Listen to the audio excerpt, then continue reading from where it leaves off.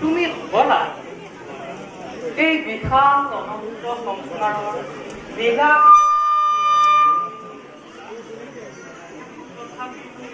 মোৰ চিন্তাৰ কাৰণেতো তোমাৰ স্নেহ আৰু এই বৈকুণ্ঠ ত্যাগ কৰি মই মধ্য কষ্ট অৱতাৰ গ্ৰহণ কৰিব লাগিব।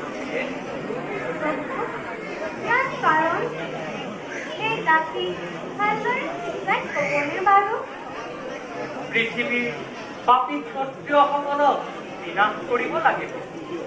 তেওঁলোক ইমানেই অত্যাচাৰী আৰু অহংকাৰী হৈছে যে তেওঁলোকে বেদাদী ব্ৰাহ্মণসকলকো মুক্তি নকৰা কাৰ্য বিজয়কে আদি কৰি আৰু কেইবাজনো দুৰ্দান্ত ৰজাৰ অত্যাচাৰ বসুমতীয়ে সহ্য কৰিব নোৱাৰা হৈছে। প্ৰিয়ে কোৱাচোন বাৰু প্ৰিয়ে, বসুমতীয়েনো আৰু কিমান অত্যাচাৰ সহ্য কৰিব?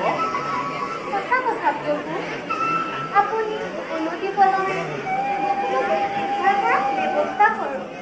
প্ৰয়োজন হ'লে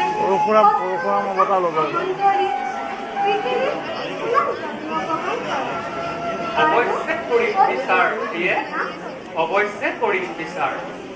মই মৰ্ত্যত অৱতাৰ গ্ৰহণ কৰি শান্তি ৰাজ্যৰ প্ৰতিষ্ঠা কৰিম।